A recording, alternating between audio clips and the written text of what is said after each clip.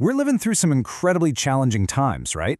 With everything from climate instability to social divides, it's easy to feel overwhelmed. But the big question is, how do we actually move forward? Is there a real path to a future that doesn't just sustain but regenerates? Well, today, we're diving into a theory that offers a comprehensive roadmap for how that kind of global change might actually be possible. But let's start with the feeling I think we can all relate to. Whether you're looking at environmental issues or political gridlock, does it ever feel like we're just spinning our wheels? Like we're completely stuck in the mud? For all the talk and all the effort, we just don't seem to be making a dent in the things that matter most. It turns out there might be a very good reason for that feeling. So, to figure out where we're going, we first have to get a really honest look at what we're up against. What is the actual problem? The key word here, the one that changes everything, is interdependent. You see, we're not just dealing with a to-do list of separate problems. We're facing what's being called a polycrisis. It's where all our biggest breakdowns, ecological, social, economic, are tangled up and actually feeding each other, making the whole mess incredibly difficult to unravel. To help us visualize why our current system is so darn resistant to change, the source uses this brilliant metaphor, the buckyball. You know, like a soccer ball or one of those geodesic domes? It's an incredibly strong, stable structure because of how all the pieces push and pull against each other. Well, the argument is that our world system is just like that, locked into this destructive pattern by a whole set of powerful, interlocking forces. And here you can see what those forces are. It's a feedback loop from hell, really. The pressure for endless economic growth creates these profit-driven incentives that often ignore the planet. Political power structures then work to protect that system. Meanwhile, social inequality and cultural narratives built on fear and competition keep us all divided. Every single piece holds the others firmly in place, creating this super rigid but ultimately self-destructing system.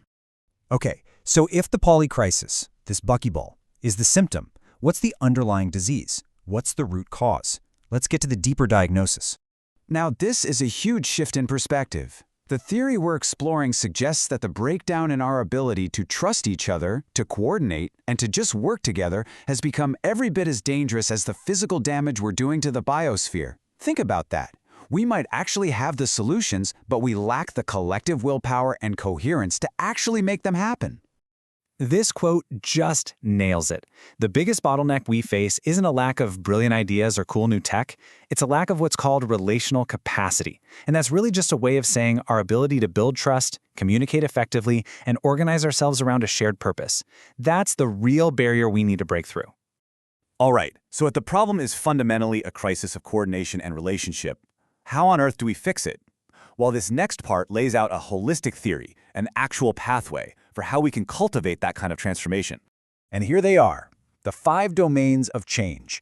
Now, it is absolutely critical to understand this is not a simple checklist. You don't just do number 1 and move to number 2. They're all interwoven. They have to grow and evolve together, with each one feeding and enabling the others. Let's do a quick breakdown of each one. It all has to start here, inside each of us. This theory argues that you can't have real systemic change without a change at the individual human level. It begins with our own self-awareness, our core values, and our capacity to see beyond our own narrow self-interest. Then, that inner shift builds outwards. That's where relational cohesiveness comes in. This is all about the quality of our interactions with each other. When we build a real trust and shared understanding, we're literally weaving the social fabric that allows very different people and groups to work together instead of against each other. And when you get conscious individuals working together in these really cohesive, trusting relationships, something truly magical starts to happen. You get collective intelligence. This is where the group becomes smarter than any single person in it. We can combine all our diverse knowledge to create insights and solutions that no one could have ever come up with alone. With that newfound collective intelligence, we can finally level up our perspective and achieve systemic awareness. Instead of just putting out fires and reacting to symptoms, we can start to see the whole system, the underlying structures, the hidden dynamics, and identify the key leverage points where a small change can make a massive difference. Finally, this is where the rubber meets the road. All of that inner work and collective insight culminates in regenerative action. This isn't just about fixing problems. It's about translating what we've learned into real-world interventions that actively heal and strengthen both our social systems and our planet. Now, this diagram gives us a slightly more let's say, metaphysical look at how that whole process gets started. It suggests that our inner world, our deepest intentions, our core being, interacts with this wider human synergy, and that interaction is what can spark a totally new state of consciousness. And that new consciousness is the seed that grows into this whole transformative cycle we've been talking about. Okay, so this theory of 5 interwoven domains is incredibly powerful. But a theory is one thing. How do you actually do that? How do you facilitate that kind of coordination on a global scale? This brings us to the tools, the infrastructure designed to make this vision a reality. And this is where something like the Phoenix platform enters the picture. It's designed to be the kind of technological and collaborative backbone that could take this theory of change and make it a practical, functioning reality. I absolutely love this metaphor, a planetary nervous system. Think about what your own nervous system does. It senses what's happening all over your body, it sends signals, and it coordinates a coherent response. The idea here is that an infrastructure like Phoenix could do that for the planet, connecting all the different parts so we can sense global challenges and respond to them together, with real coherence. And you can see that idea in action here. Right now, all these critical sectors, governance, finance, ecological action, tech, they all operate in their own little silos. A platform like Phoenix is designed to be the connective tissue, linking them all together so they can align their efforts and create these synergistic outcomes that are just about impossible today. So when you put all of this together, what does it really mean for us? Well, the source material frames this entire journey, this massive shift in how we think, relate, and act as nothing less than a necessary evolutionary step for humanity.